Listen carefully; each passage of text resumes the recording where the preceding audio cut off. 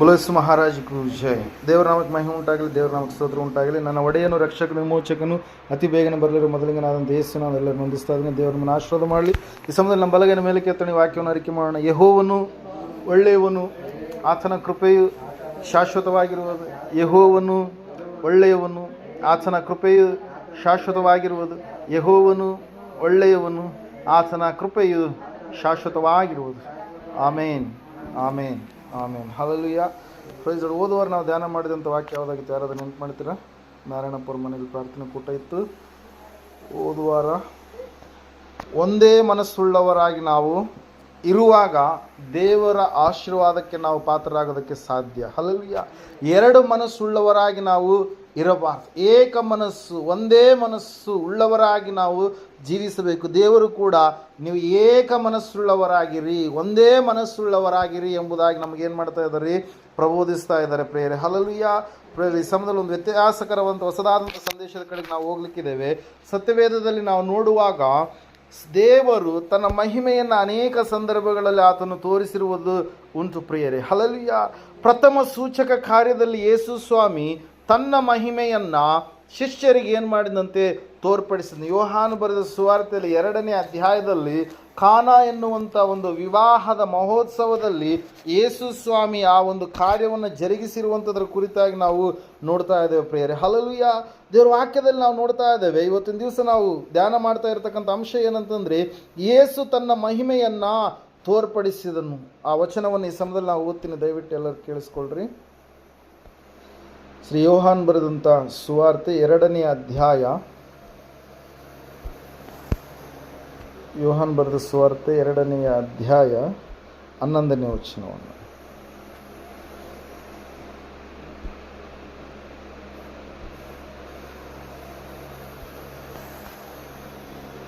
Okay.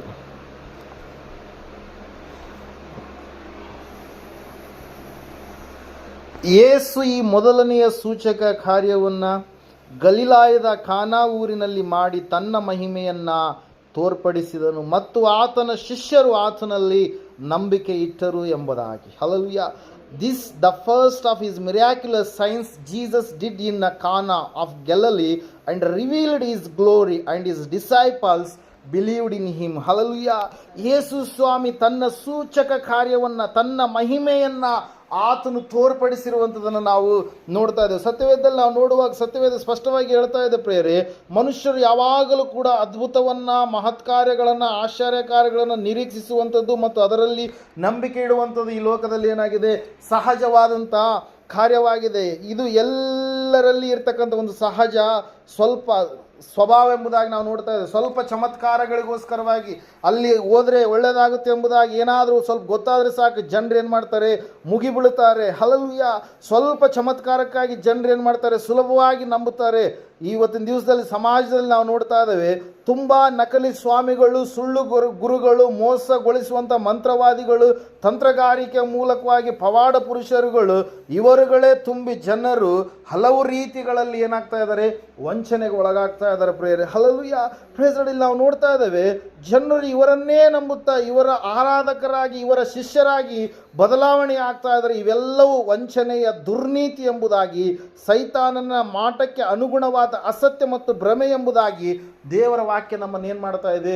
ಎಚ್ಚರಿಸ್ತಾ ಇದೆ ಪ್ರಿಯರೇ. ಲೋಕದಲ್ಲಿ ನಾವು ನೋಡ್ತಾ ಇದ್ದೇವೆ, ಏನೋ ಒಂದು ಕಾರ್ಯಗಳಿಗೋಸ್ಕರವಾಗಿ ಆ ಒಂದು ದಾರ ಕಟ್ಟಿಕೊಂಡ್ರೆ, ಆ ಒಂದು ನಿಂಬೆ ಹಣ್ಣನ್ನು ತೆಗೆದುಕೊಂಡ್ರೆ, ಆ ಒಂದು ರೀತಿಯಲ್ಲಿ ನಡೆದುಕೊಂಡ್ರೆ ಅದ್ಭುತಗಳು ನಡೀತವೆ ಎಂಬುದಾಗಿ ಜನರಲ್ಲಿ ಏನಾಗಿದೆ? ವಿಶ್ವಾಸ ಎನ್ನುವಂಥದ್ದು, ನಂಬಿಕೆ ಎನ್ನುವಂಥದ್ದು ಇದೆ ಪ್ರಿಯರೇ. ಆದರೆ ದೇವರ ವಾಕ್ಯದಲ್ಲಿ ನಾವು ನೋಡ್ತಾ ಇದ್ದೇವೆ, 2ನೇ ಥೆಸಲೋನಿಕದವರಿಗೆ ಬರೆದ ಪತ್ರಿಕೆ 2ನೇ ಅಧ್ಯಾಯ 9ರಿಂದ 12 ವಚನಗಳನ್ನು ನಾವು ನೋಡುವಾಗ ಸತ್ಯವೇದ ಈ ರೀತಿಯಾಗಿ ಹೇಳ್ತಾ ಇದೆ ಪ್ರಿಯರೇ, ಆ ಅಧರ್ಮ ಸ್ವರೂಪನ ಪ್ರತ್ಯಕ್ಷತೆಯು ಸೈತಾನನ ಮಾಟಕ್ಕನುಗುಣವಾಗಿರುವುದು. ಅದು ಮೋಸಗೊಳಿಸುವ ಸಕಲ ವಿಧವಾದ ಮಹತ್ ಕಾರ್ಯ, ಸೂಚಕ ಕಾರ್ಯ, ಅದ್ಭುತ ಕಾರ್ಯ ಇವುಗಳಿಂದಲೂ ದುರ್ನೀತಿ ಎಲ್ಲ ವಂಚನೆಯಿಂದಲೂ ಕೂಡಿ ನಾಶನ ಮಾರ್ಗದಲ್ಲಿರುವವರಿಗೋಸ್ಕರವ ಸಂಭವಿಸುವುದು ಎಂಬುದಾಗಿ. ಹಲ್ಲೆಲೂಯಾ.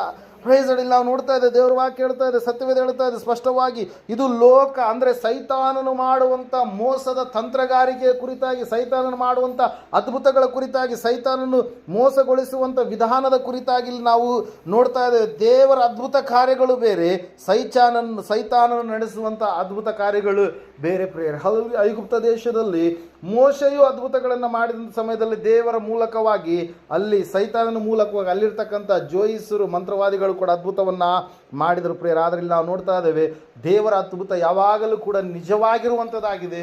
ಆದರೆ ಸೈತಾನನ ಅದ್ಭುತ ಯಾವಾಗಲೂ ಕೂಡ ಮೋಸಗೊಳಿಸುವಂಥದ್ದು, ಕೊನೆಯದಾಗಿ ನಾಶನ ಮಾರ್ಗದಲ್ಲಿರುವವರಿಗೋಸ್ಕರವಾಗಿ ಅದು ಸಂಭವಿಸುವಂಥದ್ದು ಆಗಿರುತ್ತೆ ಪ್ರಿಯರೇ. ಹಲ್ಲೆಲೂಯಾ. ನಾವು ನೋಡ್ತಾ ಇದ್ದೇವೆ ಪ್ರಿಯರೇ, ಸ್ಪಷ್ಟವಾಗಿ ಹೇಳ್ತಾ ಇದೆ ಸತ್ಯವೇ ಅದು ಏನಂತ ಹೇಳಂತಂದ್ರೆ, ಆ ಒಂದು ಮೋಸದ ಆತ್ಮ, ಹಲ್ಲೆಲೂಯಾ, ಯಾವ್ದ್ರಿ? ಆ ಒಂದು ಮೋಸದ ಆತ್ಮ ಸತ್ಯದ ಮೇಲೆ ಪ್ರೀತಿಯನ್ನು ನೀಡದ ಕಾರಣದಿಂದಲೇ ರಕ್ಷಣೆಯನ್ನ ಹೊಂದದವ್ರು ಏನಾಗ್ತಾರಂತೆ? ನಾಶವಾಗ್ತಾರೆ. ಹಲ್ಲೆಲೂಯಾ. ಅದೇ ಕಾರಣದಿಂದ ದೇವರು ಅಸತ್ಯ ನಡೆಸುವ ಭ್ರಮೆಯನ್ನ ಅವರಲ್ಲಿಗೆ ಕಳುಹಿಸಿ ಆ ಸುಳ್ಳನ್ನು ನಂಬುವುದಕ್ಕೆ ಅವರನ್ನ ಬಿಟ್ಟು ಬಿಡುತ್ತಾನೆ ಎಂಬುದಾಗಿ. ಹಲ್ಲೆಲೂಯಾ. ನಾನೇ ದೇವರೆಂಬುದಾಗಿ ಕ್ರಿಸ್ತ ವಿರೋಧಿ ಏನ್ ಮಾಡ್ತಾನಂತೆ? ಸುಳ್ಳನ್ನು ಹೇಳ್ತಾನೆ. ಈ ಸುಳ್ಳನ್ನು ನಂಬಲು ಅವರು ಸಂಪೂರ್ಣವಾಗಿ ಮೋಸ ಹೋಗುವಂತೆ ದೇವರು ಏನ್ ಮಾಡ್ತಾನ್ರಿ? ಮಾಡುವಾತನಾಗಿರ್ತಾನೆ. ಅದಕ್ಕಾಗಿ ನಾವು ನೋಡ್ತಾ ಇದ್ದೇವೆ, ದೇವರು ಎಲ್ಲ ಮನುಷ್ಯರಿಗೆ ಸ್ವಾತಂತ್ರ್ಯವನ್ನು ಕೊಟ್ಟಿದ್ದಾನೆ. ದೇವರು ರೋಬೋಗಳನ್ನಾಗಿ ಮನುಷ್ಯರನ್ನ ಮಾಡಿಲ್ಲ ಪ್ರೇರ. ಆದರೆ ಇವತ್ತಿನ ದಿವಸ ಅನೇಕರು ಅಸತ್ಯದಲ್ಲಿ ಜೀವಿಸ್ತಾ ಇದ್ದಾರೆ, ಅನೇಕರು ಸುಳ್ಳನ್ನು ಹಿಂಬಾಲಿಸಿ ನಡೀತಾ ಇದ್ದಾರೆ, ಅನೇಕರು ಭ್ರಮೆಯಲ್ಲಿ ಜೀವಿಸ್ತಾ ಇದ್ದಾರೆ, ಅನೇಕರು ನಾಶನದ ಒಂದು ಮಾರ್ಗದ ಕಡೆಗೆ ನಡೆಯುವವರಾಗಿ ಜೀವಿಸ್ತಾ ಇದ್ದಾರೆ, ಸತ್ಯ ಏನೆಂಬುದಾಗಿ ಗ್ರಹಿಸಿಕೊಳ್ಳಲಾರದೆ ಜೀವಿಸ್ತಾ ಇದ್ದಾರೆ ಪ್ರೇರೆ. ಯೇಸು ಸ್ವಾಮಿ ಮೊದಲನೇದಾಗಿ ತನ್ನ ಮಹಿಮೆಯನ್ನ ಆತನು ತೋರಿಸಿದ ಪ್ರಿಯರೇ. ಹಲ್ಲೆಲೂಯಾ. Praise Lord. ನಮ್ಮ ಜೀವಿತದಲ್ಲಿ ನಾವು ಹೊಂದಿಕೊಳ್ಳುವಂಥ ದೊಡ್ಡದಾದ ಅತಿಶಯ ಕಾರ್ಯ, ಅದ್ಭುತ ಕಾರ್ಯ ಏನಂತಂದ್ರೆ, ಯೇಸು ಕ್ರಿಸ್ತನು ನಮ್ಮ ಜೀವಿತದಲ್ಲಿ ಬರುವಂಥದ್ದಾಗಿದೆ. ಆತನು ಬರುವಾಗಲೇ ನಮ್ಮ ಜೀವಿತ ಒಂದು ಅದ್ಭುತವಾಗಿ ಬದಲಾವಣೆ ಆಗುತ್ತೆ. ಆತನು ಬರುವಾಗ ನಮ್ಮ ಜೀವಿತ ಕತ್ತಲೆಯಿಂದ ದೂರ ಹೋಗಿ ಬೆಳಕಿನ ಕಡೆಗೆ ಬರುವಂಥದ್ದಾಗಿದೆ, ಪಾಪದಿಂದ ದೂರ ಹೋಗಿ ಪರಿಶುದ್ಧತೆಯ ಕಡೆಗೆ ಬರುವಂಥದ್ದಾಗಿದೆ, ಮರಣದಿಂದ ದೂರ ಹೋಗಿ ನಿತ್ಯ ಜೀವದ ಕಡೆಗೆ ಬರುವಂಥದ್ದಾಗಿದೆ, ಕೆಟ್ಟದರಿಂದ ದೂರ ಹೋಗಿ ಒಳ್ಳೆಯದರ ಕಡೆಗೆ ಬರುವಂಥದ್ದಾಗಿದೆ ಪ್ರಿಯರೇ. ಹಲ್ಲೆಲೂಯಾ. ಆಡಿನ ಲಕ್ಷಣ ಸ್ವಭಾವಗಳಿಂದ ದೂರ ಹೋಗಿ ಕುರಿಯ ಲಕ್ಷಣ ಸ್ವಭಾವದ ಕಡೆಗೆ, ವಿಧೇಯತೆ ಕಡೆಗೆ ಬರುವಂಥದ್ದಾಗಿದೆ. ಅವಿಧೇಯತೆಯಿಂದ ದೂರ ಹೋಗಿ ವಿಧೇಯತೆ ಕಡೆಗೆ, ಅನೀತಿಯ ಕಡೆಗಿಂದ ದೂರ ಹೋಗಿ ನೀತಿಯ ಕಡೆಗೆ, ಕತ್ತಲೆಯ ಕಡೆಗಿಂದ ದೂರ ಹೋಗಿ ಬೆಳಕಿನ ಕಡೆಗೆ ಬರುವಂಥದ್ದಾಗಿದೆ. ಅದೇ ಯೇಸು ನಮ್ಮಲ್ಲಿ ಬರುವಾಗ ನಡೆಯುವಂಥ ಒಂದು ದೊಡ್ಡದಾಗಿರ್ತಕ್ಕಂಥ ಅದ್ಭುತ. ಯೇಸು ಈ ಲೋಕಕ್ಕೆ ಕೊಟ್ಟಿರ್ತಕ್ಕಂಥ ಒಂದು ದೊಡ್ಡದಾಗಿರ್ತಕ್ಕಂಥ ಗಿಫ್ಟ್ ಆಗಿದೆ, ಗಾಡ್ ಗಿಫ್ಟ್ ಪ್ರಿಯರೇ. ಹಲ್ಲೆಲೂಯಾ. ಪ್ರೇಸ್. ಅದಕ್ಕಾಗಿ ಆತನ ಹೆಸರು ಅದ್ಭುತ ಸ್ವರೂಪನೇ ಎಂಬುದಾಗಿ. ದೇವರು ತೋರಿಸಿದ ದೊಡ್ಡ ಅದ್ಭುತ ಯಾವುದ್ರಿ? ಆತನು ಮನುಷ್ಯರನ್ನು ರಕ್ಷಿಸುವುದಕ್ಕೋಸ್ಕರವಾಗಿ ಈ ಲೋಕಕ್ಕೆ ನರವತಾರಿಯಾಗಿ ಆತನು ಏನಂತ ಹೇಳ್ತಾ ಇದ್ದೀವಿ? ಜನನವನ್ನು ಹೊಂದಿ ಬಂದಿರುವಂಥದ್ದಾಗಿದೆ ಪ್ರೇರೆ. ಹಲ್ಲೆಲೂಯಾ. ಇಲ್ಲಿ ನಾವು ನೋಡ್ತಾ ಇದ್ದೀವಿ, ಯೇಸು ಸ್ವಾಮಿ ಈ ಲೋಕಕ್ಕೆ ಹೊರಟು ಬಂದಂಥ ಸಮಯದಲ್ಲಿ ಆತನು ಮೊದಲನೇ ಅದ್ಭುತ ಕಾರ್ಯವನ್ನ ಕಾನಾ ಊರಿನ ಮದುವೆಯ ಮನೆಯಲ್ಲಿ ಆತನು ಏನು ಮಾಡಿದ ಪ್ರಿಯರ. ಅಲ್ಲಿ ನಾವು ನೋಡ್ತಾ ಇದ್ದೇವೆ, ಸಂಭ್ರಮಾಚರಣೆಯ ಮಧ್ಯದಲ್ಲಿ ದ್ರಾಕ್ಷಾರಸದ ಕೊರತೆ ಇರುವಂಥ ಸಮಯದಲ್ಲಿ, ದ್ರಾಕ್ಷಾರಸ ಸಾಲದೆ ಹೋದಂಥ ಸಮಯದಲ್ಲಿ, ಆಗ ಯೇಸುವಿನ ತಾಯಿಯಾದ ಮರಿಯಳು ಯೇಸು ಸ್ವಾಮಿಗೆ ವಿಷಯವನ್ನು ತಿಳಿಸಿದಾಗ ಸ್ವಾಮಿ ಆತನು ಹೇಳ್ತಾ ಇದ್ದಾನೆ, ನನ್ನ ಸಮಯ ಇನ್ನೂ ಬಂದಿಲ್ಲ ಎಂಬುದಾಗಿ ಹೇಳಿ, ಆಮೇಲೆ ಆತನು ಏನು ಮಾಡ್ತಾ ಇದ್ದಾನ್ರಿ? ಅವರ ಕೊರತೆಯನ್ನು ನೀಗಿಸುವುದಕ್ಕೋಸ್ಕರವಾಗಿ ಮುಂದಾಗಿ ಆತನ ಅಪ್ಪಣೆಯ ಮೇರೆಗೆ ಆ ಜನರು ಕಾರ್ಯ ಮಾಡಿದಾಗ ದೇವ್ರ ವಾಕ್ಯದಲ್ಲಿ ನಾವು ನೋಡ್ತಾ ಇದ್ದೇವೆ, ಅದ್ಭುತವಾಗಿ ನೀರು ಏನಾಯ್ತಂತೆ? ದ್ರಾಕ್ಷಾರಸವಾಗಿ ಏನಾಯ್ತ್ರಿ? ಮಾರ್ಪಾಟಾಯ್ತು ಪ್ರಿಯರೇ. ಹಲ್ಲೆಲೂಯಾ. ಆತನು ದೇವಕುಮಾರನಾದಂಥ ಯೇಸು ಸ್ವಾಮಿ ಬಾಯಿಯ ಮಾತಿನಿಂದಲೇ ನೀರು ರುಚಿಕರವಾದಂಥ ದ್ರಾಕ್ಷಾರಸವಾಗಿ ಪರಿವರ್ತನೆಯಾಯಿತು. ಕಂಠಪೂರ್ತಿಯಾಗಿ ತುಂಬಿರುವಂಥದ್ದು ನೀರೇ, ಆದರೆ ಅದು ಯೇಸುವಿನ ಮಾತಿನ ಮೇರೆಗೆ, ಅವರಲ್ಲಿರುವಂಥ ವಿಧೇಯತೆಯ ಮೇರೆಗೆ ಅದು ಏನಾಗಿ ಬದಲಾವಣೆ ಆಯ್ತು?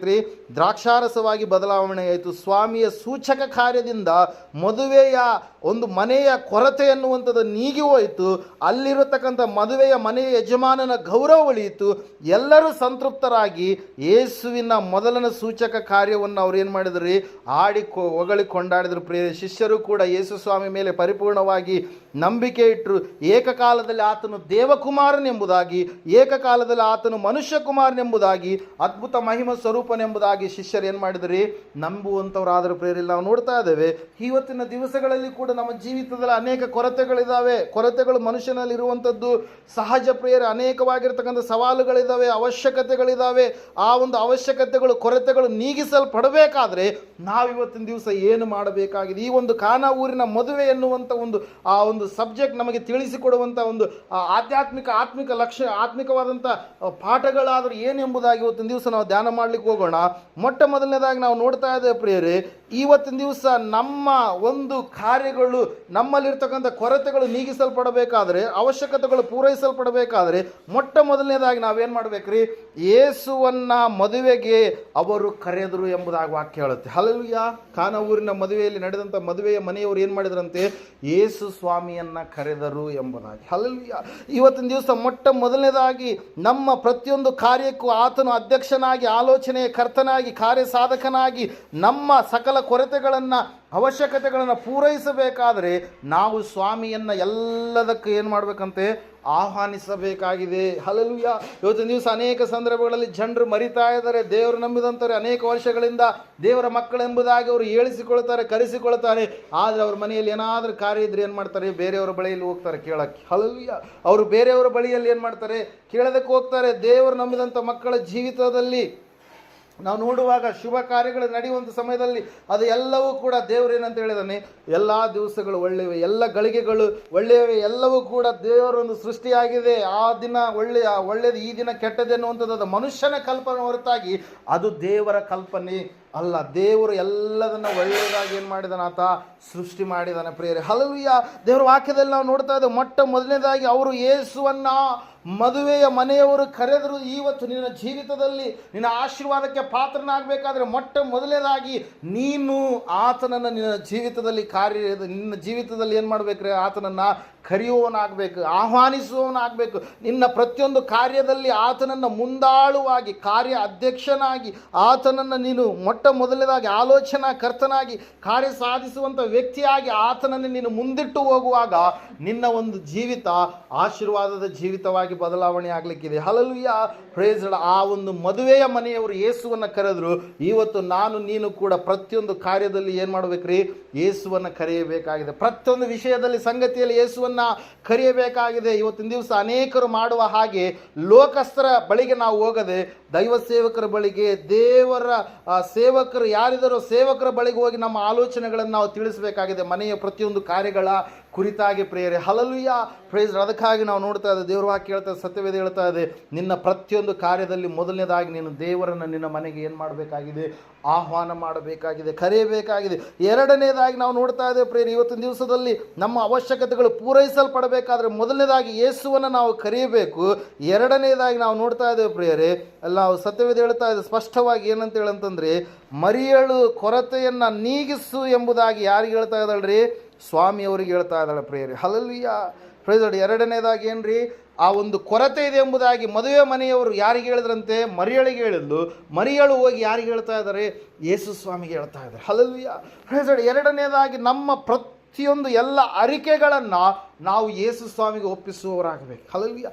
ಆತನನ್ನು ಆಹ್ವಾನ ಮಾಡಿದ ಮೇಲೆ, ಆತ ನಮ್ಮ ಜೀವಿತದಲ್ಲಿ ಬಂದ ಮೇಲೆ, ನಮ್ಮ ಒಂದು ಜೀವನದ ಎಲ್ಲ ಒಂದು ವಿಷಯಗಳಲ್ಲಿ ಆತನನ್ನೇ ಮುಂಚೂಣಿಯಲ್ಲಿ ನಾವು ಇಟ್ಟಾದ ಮೇಲೆ, ಎರಡನೇದಾಗಿ ನಮ್ಮ ಪ್ರತಿಯೊಂದು ಕೊರತೆಗಳನ್ನು ನಾವು ಆತನ ಮುಂದೆ ಅರಿಕೆ ಮಾಡಬೇಕು. ನಮ್ಮ ಪ್ರತಿಯೊಂದು ಸವಾಲುಗಳನ್ನು ಆತನ ಮುಂದೆ ನಾವು ಹೇಳಿಕೊಳ್ಳುವವರಾಗಬೇಕು. ದೇವರೇ, ನನ್ನ ಜೀವಿತ ಈ ರೀತಿಯಾಗಿದೆ, ನನಗೆ ಬಂದಿರತಕ್ಕಂಥ ಸಮಸ್ಯೆ ಈ ರೀತಿಯಾಗಿದೆ, ಸಾಲದ ಬಾಧೆಯಲ್ಲಿ ನಾನು ಸಿಲುಕಿಕೊಂಡವನಾಗಿದ್ದೇನೆ, ಮರಣದ ರೋಗ ನನ್ನನ್ನು ಆಳ್ವಿಕೆ ಮಾಡ್ತಾ ಇದೆ, ಭಯಂಕರವಾದಂಥ ಪರಿಸ್ಥಿತಿಗಳ ಮಧ್ಯದಲ್ಲಿ ನಾನು ಹೋಗಬೇಕಾಗಿದೆ, ನನ್ನ ಮಕ್ಕಳ ವಿಷಯದಲ್ಲಿ ಸಮಸ್ಯೆಗಳಿದ್ದಾವೆ, ನನ್ನ ಹೆಂಡತಿ ವಿಷಯದಲ್ಲಿ, ನನ್ನ ಗಂಡನ ವಿಷಯದಲ್ಲಿ, ನನ್ನ ಮೊಮ್ಮಕ್ಕಳ ವಿಷಯದಲ್ಲಿ, ನನ್ನ ತಮ್ಮನ ವಿಷಯದಲ್ಲಿ, ಕುಟುಂಬಗಳ ವಿಷಯದಲ್ಲಿ, ಹೊಲಗಳ ವಿಷಯದಲ್ಲಿ, ಮನೆಯ ವಿಷಯದಲ್ಲಿ ಅನೇಕವಾಗಿರ್ತಕ್ಕಂಥ ಸಮಸ್ಯೆಗಳು. ಹಲ್ಲೆಲೂಯಾ.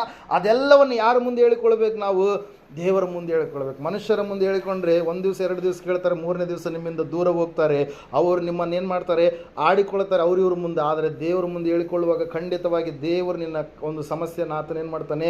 ಆಲಿಸ್ತಾನೆ. ದೇವರು ನಿನ್ನ ಸಮಸ್ಯೆಯನ್ನು ಆಲಿಸ್ತಾನೆ. ಆತ ನಿನ್ನ ಸಮಸ್ಯೆಯನ್ನು ಕೇಳ್ತಾನೆ. ಸಮಸ್ಯೆಯನ್ನು ಕೇಳಿದಾದ ಮೇಲೆ ಆತನು ಸುಮ್ಮನಿರೋದಿಲ್ಲ. ಖಂಡಿತವಾಗಿ ನಿನ್ನ ಸಮಸ್ಯೆಗೆ ಆತನು ಸ್ಪಂದಿಸ್ತಾನೆ. ಹಲ್ಲೆಲೂಯಾ.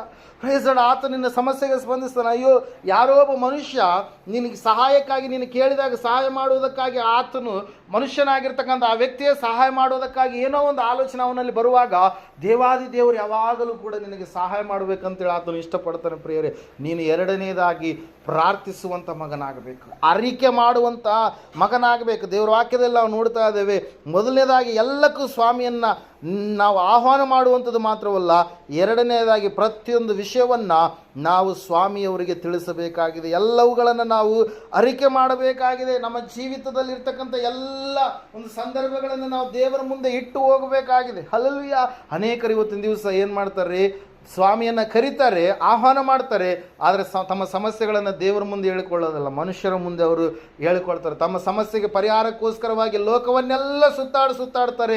ಆದರೆ ಆ ಲೋಕ ಅವರಿಗೆ ಸಮಾಧಾನ ಕೊಡೋದಿಲ್ಲ, ಶಾಂತಿ ಕೊಡೋದಿಲ್ಲ, ಸಂತೋಷ ಕೊಡೋದಿಲ್ಲ, ಬಿಡುಗಡೆ ಕೊಡೋದಿಲ್ಲ, ಪರಿಹಾರ ಕೊಡೋದಿಲ್ಲ. ಒಂದು ವೇಳೆ ಈ ಲೋಕ ಕ್ಷಣಿಕವಾಗಿರ್ತಕ್ಕಂಥ ಸಂತೋಷ, ಸಮಾಧಾನ, ಪರಿಹಾರ ಕೊಡಬೇದ ಹೊರತಾಗಿ ಶಾಶ್ವತವಾದಂಥ ಪರಿಹಾರ ಯೇಸು ಕ್ರಿಸ್ತನು ಮಾತ್ರ ಕೊಡೋದಕ್ಕೆ ಸಾಧ್ಯ ಆಗುತ್ತೆ. ಪ್ರಿಯರಲ್ಲಿ, ನಾವು ನೋಡ್ತಾ ಇದ್ದೇವೆ. ಎರಡನೇದಾಗಿ ಸ್ವಾಮಿಯವರಿಗೆ ನಾವು ಎಲ್ಲ ವಿಷಯಗಳನ್ನು ಅರಿಕೆ ಮಾಡುವವರಾಗಬೇಕು. ನಮ್ಮ ಜೀವನದ ಪ್ರತಿಯೊಂದು ಸಮಸ್ಯೆಗಳನ್ನು ಆತನ ಮುಂದೆ ನಾವು ಪ್ರಾರ್ಥಿಸುವವರು, ಹೇಳಿಕೊಳ್ಳುವವರು ಆಗಬೇಕು. ಮನುಷ್ಯರ ಮುಂದಲ್ಲ, ಯೇಸುವಿನ ಮುಂದೆ ಹೇಳಬೇಕು. ಮರಿಯಳು ಹೇಳಿದಂತೆ ಇವತ್ತಿನ ದಿವಸ ನಾವು ಕೂಡ ಆತನ ಮುಂದೆ ಸಮಸ್ಯೆಯನ್ನು ಹೇಳುವವರಾಗಬೇಕು. ಪ್ರಿಯರು, ಮೂರನೇದಾಗಿ ನಾವು ನೋಡ್ತಾ ಇದ್ದೀವಿ ಈ ಘಟನೆಯ ಸಂದರ್ಭವನ್ನು. ಏನಾಗ್ತಾ ಇದೆ ಅಂತಂದರೆ, ಮೂರನೇದಾಗಿ ನಾವು ತಿಳ್ಕೊಳ್ಬೇಕಾಗಿರ್ತಕ್ಕಂಥ ಅಂಶ ಏನಂತಂದರೆ, ಕ್ರಿಸ್ತನು ಹೇಳಿದಂತೆ ಮಾಡಿರಿ ಎಂಬ ಮರಿಯಳ ಮಾತಿನಂತೆ ಆ ಕೆಲಸದವರು ಹಾಗೆ ನಾವು ಕರ್ತನ ಆಯಾ ಸಂದರ್ಭಗಳಲ್ಲಿ ಹೇಳುವಂಥದ್ದನ್ನೇ ಮಾಡುವವರಾಗಬೇಕು. ಹಲ್ಲೆಲೂಯಾ. ಯೇಸು ಸ್ವಾಮಿ ಆ ಮರಿಯಳು ಏನು ಹೇಳ್ತಾ ಇದ್ದಾರೆ ಅಂತಂದರೆ, ಆ ತಾಯಿ ಏನು ಹೇಳ್ತಾ ಇದ್ದಾಳೆ ಅಂತಂದರೆ, ಯೇಸು ನಿಮಗೆ ಏನನ್ನ ಹೇಳುವನು ಅದನ್ನು ನೀವು ಮಾಡಿರಿ ಎಂಬುದು. ಅದರ ಮಧ್ಯದಲ್ಲಿ ಒಂದು ಗ್ಯಾಪ್ ಇದೆ. ಸ್ವಾಮಿ ಹೇಳ್ತಾ ಇದ್ದಾರೆ, ಅಮ್ಮ ನನ್ನ ಗೊಡವೆ ನಿನಗೇಕೆ, ಇನ್ನೂ ನನ್ನ ಸಮಯ ಬಂದಿಲ್ಲ ಎಂಬುದಾಗಿ. ಹಲ್ಲೆಲೂಯಾ. ದೇವರಿಗೆ ನಾವು ಒಪ್ಪಿಸಿಕೊಡ್ಬೇಕು ನನ್ನ ಸಮಯವನ್ನು. ದೇವರು ಆತನು ಯಾವಾಗಲೂ ನಮಗೆ ಒಳ್ಳೆಯದನ್ನು ಮಾಡುವಂಥ ದೇವರಾಗಿದ್ದಾನೆ. ಪೇತ್ರನು ಪ್ರಾರ್ಥಿಸಿದ, ದೇವಾ ನನ್ನನ್ನು ರಕ್ಷಿಸಿ ಎಂಬುದಾಗಿ ಹೇಳಿದಾಗ ಪೇತ್ರನನ್ನು ಅದ್ಭುತವಾಗಿ ದೇವರು ಏನು ಮಾಡಿದರು, ರಕ್ಷಿಸಿದ್ರು. ಪ್ರಿಯರೇ, ಹಲ್ಲೆಲೂಯಾ. ಕೆಲವೊಂದು ಪ್ರಾರ್ಥನೆಗೆ ದೇವರು ದಿಢೀರನೆ ಉತ್ತರ ಕೊಟ್ಟರೆ, ಕೆಲವೊಂದು ಪ್ರಾರ್ಥನೆಗಳಿಗೆ ದೇವರು ಪರೀಕ್ಷಿಸ್ತಾನೆ.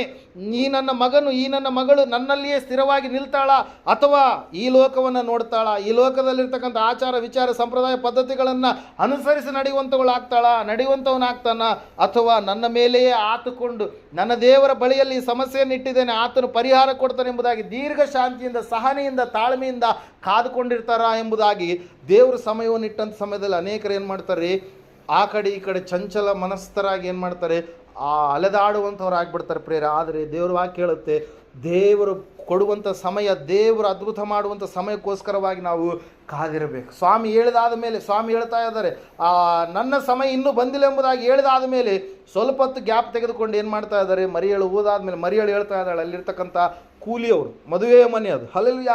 ಅಡುಗೆ ಒಂದು ಸಮಯದಲ್ಲಿ ಇರ್ತಕ್ಕಂಥ ಜನರಿಗೆ ಹೇಳ್ತಾ ಇದ್ದಾಳೆ, ಸ್ವಾಮಿ ನಿಮಗೆ ಏನನ್ನು ಹೇಳುವನು ಅದನ್ನೇ ನೀವು ಮಾಡುವವರಾಗಬೇಕು ಅಂತೇಳಿ. ಹಲ್ಲೆಲೂಯಾ. ಫ್ರೆಂಡ್ಸ್, ಅಲ್ಲಿ ನಾವು ನೋಡ್ತಾ ಇದ್ದೇವೆ ಪ್ರಿಯರೇ, ಯೇಸು ಸ್ವಾಮಿ ಈ ರೀತಿಯಾಗಿ ಮಾಡು ಎಂಬುದಾಗಿ ಹೇಳಿದಾಗ ಅವರು ಅದೇ ರೀತಿಯಾಗಿ ಏನು ಮಾಡಿದ್ರಂತೆ, ಕಾರ್ಯವನ್ನು ಜರುಗಿಸ್ತಾ ಇದ್ದಾರೆ ಪ್ರಿಯರೇ. ಹಲ್ಲೆಲೂಯಾ. ಅವರು ಮತ್ತೊಂದು ಮಾಡಲಿಲ್ಲ.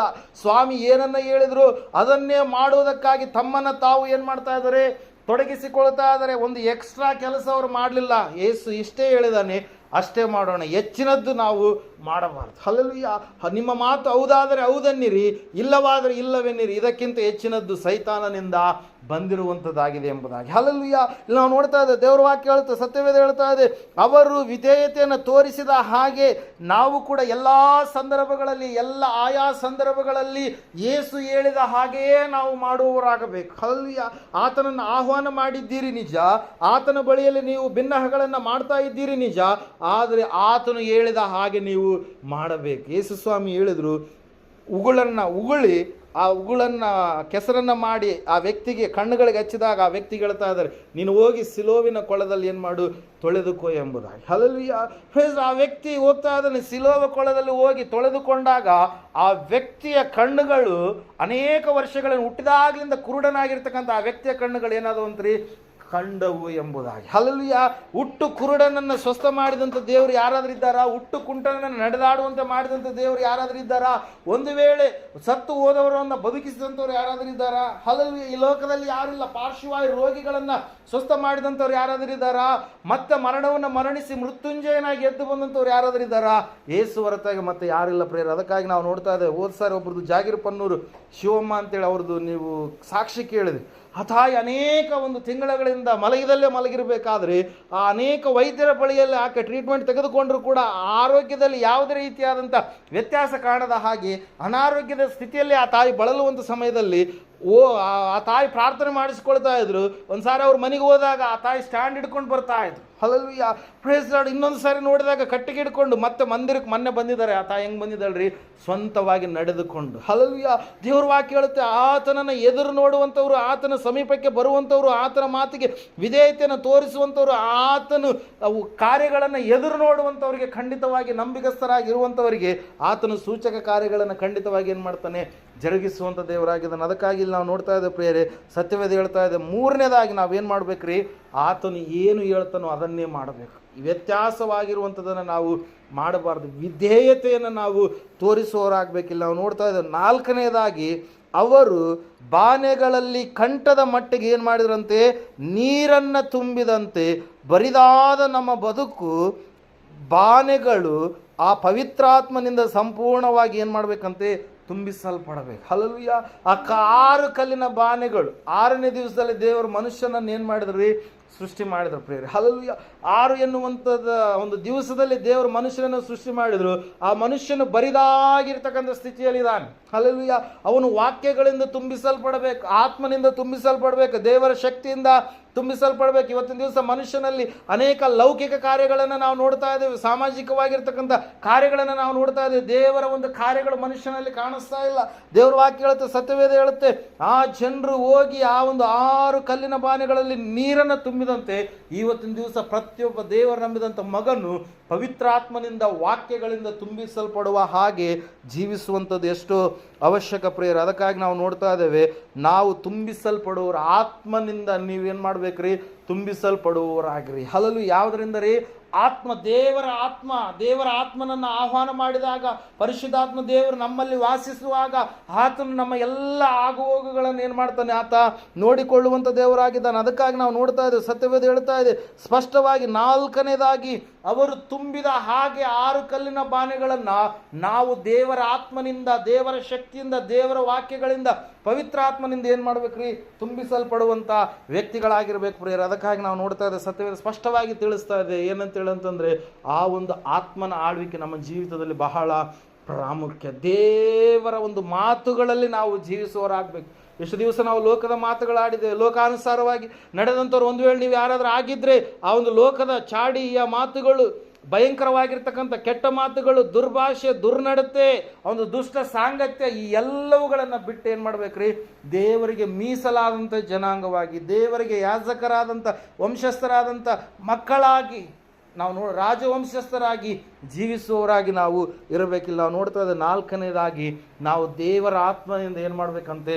ತುಂಬಿಸಲ್ಪಡುವವರಾಗಬೇಕು. ಐದನೇದಾಗಿ ನಾವು ನೋಡ್ತಾ ಇದ್ದೇವೆ ಪ್ರಿಯರೇ, ದೇವ್ರ ವಾಕ್ಯ ಹೇಳುತ್ತೆ, ಸತ್ಯವೇದ ಹೇಳುತ್ತೆ, ನೀರು ದ್ರಾಕ್ಷಾರಸವಾಗಿ ಮಾರ್ಪಟ್ಟಂತೆ ನಮ್ಮ ಕೊರತೆಯ ಇಡೀ ಬದುಕು ಹೆಂಗಾಗುತ್ತಂತೆ?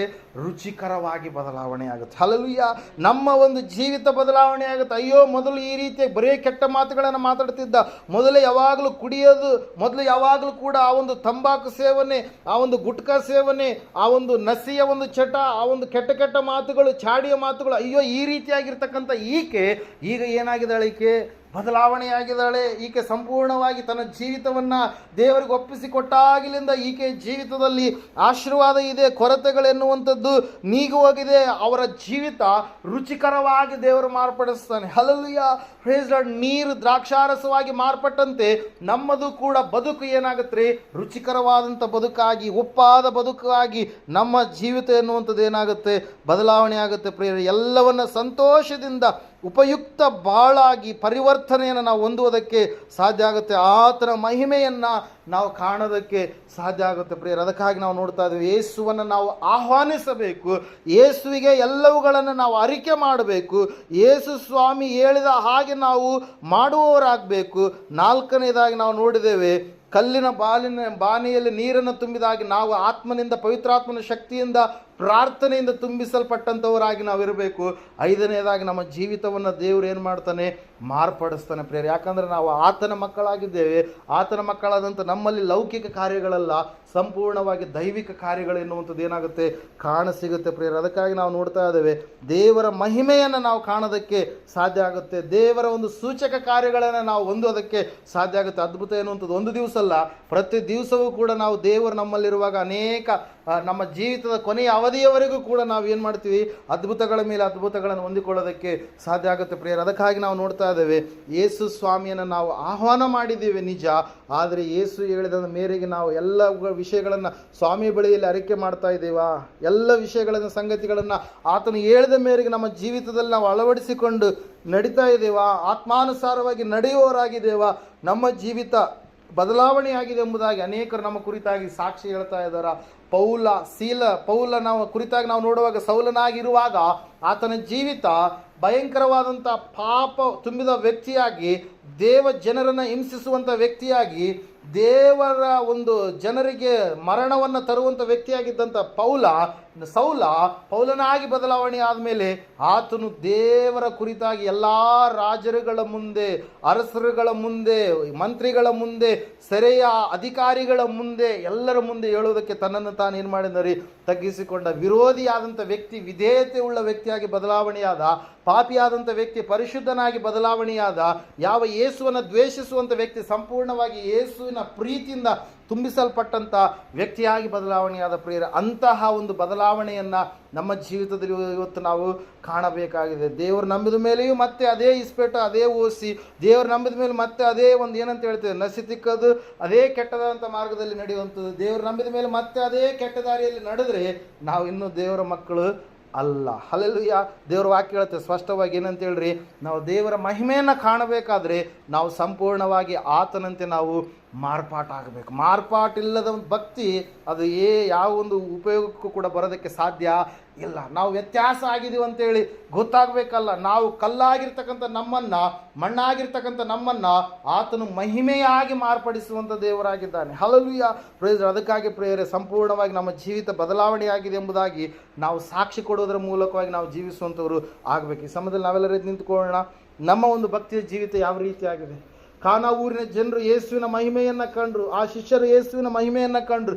ಇವತ್ತು ನಾನು ನೀನು ಯೇಸುವಿನ ಮಹಿಮೆಯನ್ನು ಕಾಣಬೇಕಾದ್ರೆ ಆತನನ್ನು ನಾವು ಆಹ್ವಾನಿಸಿದ್ದೀವಾ? ಆತನು ಹೇಳಿದಂತೆ ನಾವು ಮಾಡ್ತಾ ಇದ್ದೀವಾ? ಆತನಿಗೆ ಅರಿಕೆಯನ್ನು ಮಾಡ್ತಾ ಇದ್ದೇವಾ? ಆತನು ಹೇಳಿದಂತೆ ಮಾಡ್ತಾ ಇದ್ದೀವಾ? ಆತನನ್ನು ತುಂಬಿಕೊಂಡವರಾಗಿ, ವಾಕ್ಯದಿಂದ, ಪ್ರಾರ್ಥನಾ ಬಲ, ಶಕ್ತಿ, ಆತ್ಮನಿಂದ ತುಂಬಿಸಲ್ಪಟ್ಟವರಾಗಿದ್ದೀವಾ? ನಾವು ನಮ್ಮ ಜೀವಿತ ಬದಲಾವಣೆಯಾಗಿರುವಂಥದ್ದನ್ನು, ರುಚಿಕರವಾಗಿರುವಂಥದ್ದನ್ನು ಅನೇಕರು ನಮ್ಮ ಜೀವಿತವನ್ನು ನೋಡಿ ಸಾಕ್ಷಿ ಕೊಡ್ತಾ ಇದ್ದಾರೆ. ಸಹೋದರ ಸಹೋದರಿಯ, ಈ ಸಮಯದಲ್ಲಿ ನಾವು ನಮ್ಮ ಜೀವಿತದ ಕುರಿತಾಗಿ ಪ್ರಶ್ನೆ ಹಾಕಿಕೊಳ್ಳೋಣ. ಆ ಯೇಸು ದೇವರ ಮಹಿಮೆಯನ್ನು ಆತನು ನಮಗೆ ತೋರಿಸಬೇಕೆಂಬುದಾಗಿ ಇಷ್ಟಪಟ್ಟಿದ್ದಾನೆ. ಈ ಸಮಯದಲ್ಲಿ ನಮ್ಮ ಭಕ್ತಿಯ ಜೀವಿತ ಯಾವ ರೀತಿಯಾಗಿದೆ? ಒಂದು ಸಾರಿ ನಮ್ಮನ್ನು ನಾವು ಪರೀಕ್ಷೆ ಮಾಡಿಕೊಳ್ಳೋಣ. ಯಾವ ವಿಷಯದಲ್ಲಿ ತಪ್ಪಿ ಹೋದವರಾಗಿದ್ದೇವೆ? ಯಾವ ವಿಷಯದಲ್ಲಿ ಇನ್ನೂ ನಮ್ಮ ಭಕ್ತಿಯ ಜೀವಿತದ ಕುರಿತಾಗಿ ಬಲಹೀನತೆಗಳಿದ್ದಾವೆ? ಇನ್ನೂ ಯಾವೊಂದು ಶೋಧನೆಯ ಆಳ್ವಿಕೆ ಇದೆ? ಸೈತಾನನು ಯಾವೊಂದು ಸ್ಥಿತಿಯಲ್ಲಿ ನಮ್ಮನ್ನು ವಂಚಿಸಬೇಕಂತೇಳಿ ಕೆಟ್ಟದಾದಂಥ ಮಾರ್ಗದಲ್ಲಿ ನಡೆಸುವವನಾಗಿದ್ದಾನೆ? ಈ ಸಮಯದಲ್ಲಿ ನಮ್ಮನ್ನು ನಾವು ತಗ್ಗಿಸಿಕೊಳ್ಳೋಣ, ದೇವರಿಗೆ ಸ್ಥಾನವನ್ನು ಕೊಡೋಣ, ವಿಧೇಯತೆಯನ್ನು ತೋರಿಸೋಣ, ದೇವರನ್ನು ಆಹ್ವಾನ ಮಾಡೋಣ, ವಿಧೇಯತೆಯನ್ನು ತೋರಿಸೋಣ. ಆತನನ್ನೇ ಮುಂದಿಟ್ಟು ಎಲ್ಲ ವಿಷಯಗಳಲ್ಲಿ ಆತನಿಗೆ ಬೇಡುತ್ತಾ, ಭಿನ್ನಹಗಳನ್ನು ಆತನಿಗೆ ಮಾಡುತ್ತಾ, ಸಂಪೂರ್ಣವಾಗಿ ಆತನು ಹೇಳಿದ ಹಾಗೆ ವಾಕ್ಯದಲ್ಲಿ, ಆತ್ಮನಲ್ಲಿ ತುಂಬಿಸಲ್ಪಟ್ಟವರಾಗಿ, ಆತನು ಹೇಳಿದ ಹಾಗೆ ನಮ್ಮ ಜೀವಿತ ಬದಲಾವಣೆಯಾಗಿರುವಂಥದ್ದನ್ನು ಇತರರು ನೋಡುವಾಗ ನಾವು ಆ ರೀತಿಯಾಗಿ ಜೀವಿಸುವಂಥವರಾಗೋಣ. ಒಬ್ಬನು ನೀರಿನಿಂದಲೂ ಆತ್ಮನಿಂದಲೂ ಹುಟ್ಟದಿದ್ದರೆ ಅವನು ದೇವರ ರಾಜ್ಯವನ್ನು ಕಾಣುವುದೇ ಇಲ್ಲ ಎಂಬುದಾಗಿ. ಮನುಷ್ಯರಾಗಿ ಹುಟ್ಟಿದ್ದೇವೆ ನಿಜ, ಆದರೆ ನೀರಿನಿಂದಲೂ ಆತ್ಮನಿಂದಲೂ ನೀವು ಹುಟ್ಟಿದಂಥ ವ್ಯಕ್ತಿಯಾಗಿದೆಯಾ? ರಕ್ಷಣೆಯನ್ನು ಹೊಂದಿದೆಯಾ? ಸತ್ಯವನ್ನು ತಿಳಿದುಕೊಂಡಿದೆಯಾ? ನಿಜ. ಆದರೆ ಮಾರು ಮನಸ್ಸು, ಬದಲಾವಣೆ ಮನಸ್ಸು, ಕ್ಷಮಾಪಣೆ ಮನಸ್ಸು, ದೇವರನ್ನು ಅರಿತುಕೊಂಡು ದೇವರಲ್ಲಿ ಸ್ಥಿರವಾಗಿ ನಿಲ್ಲುವಂಥ ಮನಸ್ಸುಳ್ಳವನಾಗಿದೆಯಾ? ದೇವರ ಮಗನಾಗೋದಕ್ಕಾಗಿ ದೀಕ್ಷಾಸ್ನಾನ, ಪಾಪ ವಿಮೋಚನೆ ದೀಕ್ಷಾಸ್ನಾನ ತೆಗೆದುಕೊಂಡು ಜೀವಿಸ್ತಾ ಇದೆಯಾ? ಈ ಸಮಯದಲ್ಲಿ ನನ್ನ ಜೀವಿತ ಯಾವ ರೀತಿಯಾಗಿ? ಒಂದು ಸಾರಿ ನನ್ನ ಜೀವಿತವನ್ನು ಪರೀಕ್ಷೆ ಮಾಡ್ಕೊ, ಪ್ರಾರ್ಥನೆ ಮಾಡಿಕೊಳ್ಳೋಣ. ಮಹೋನ್ನತನ ಮಹಾಪರಿಷದನಾದ ಮಹಾದೇವ, ನಿಮಗೆ ಸ್ತೋತ್ರಪ್ಪ. ಕೇಳಿದಂಥ ವಾಕ್ಯ, ಬಿತ್ತಿದಂಥ ಬೀಜ 100ರಷ್ಟು ಫಲ ಕೊಡೋದು ಸಹಾಯ ಮಾಡಿ ಸ್ವಾಮಿ. ನಾವು ಯಾರು ಕೂಡ ಯಾವ ವಿಷಯದಲ್ಲಿ ತಪ್ಪಿ ಹೋಗಬಾರದು ಎಂಬುದಾಗಿ ಸ್ವಾಮಿ ನೀವು ಸ್ಪಷ್ಟವಾಗಿ, ಸೂಟಿಯಾಗಿ ಸ್ವಾಮಿ ನಮ್ಮ ಸಂಗಡ ಮಾತಾಡಿದ್ದೀವಿ. ಸ್ತೋತ್ರ. ಕರ್ತನ ವಿಶೇಷವಾಗಿ ಕುಟುಂಬದವ್ರನ್ನ ಆಶೀರ್ವಾದ ಮಾಡ್ರಿಯ ದೇವರೇ. ಕರ್ತನ ಇರ್ತಕ್ಕಂಥ ಎಲ್ಲ ಕೊರತೆಗಳನ್ನು ನೀಗಿಸಪ್ಪ, ಅವಶ್ಯಕತೆಗಳೆಲ್ಲವನ್ನು ಪೂರೈಸಿ. ಕೂಡಿ ಬಂದಿರತಕ್ಕಂಥ ಎಲ್ಲ ದೈವ ಜನರ ಆತ್ಮಿಕ ಮಕ್ಕಳೆಲ್ಲರನ್ನ ಆಶೀರ್ವಾದ ಮಾಡಿರಿ. ಇವ್ರು ಮಾಡುವಂಥ ಎಲ್ಲ ಕೆಲಸ ಕಾರ್ಯಗಳ ವಿಷಯದಲ್ಲಿ ಸ್ವಾಮಿ ಬಿಡುಗಡೆಯನ್ನು, ವಿಮೋಚನೆಯನ್ನು, ರಕ್ಷಣೆಯನ್ನು ಸ್ವಾಮಿ ಕರ್ತನಿನ ಅನುಗ್ರಹ ಮಾಡಪ್ಪ. ಎಲ್ಲ ಕುಂದುಕೊರತೆಯನ್ನು ನೀಗಿಸಯ್ಯ.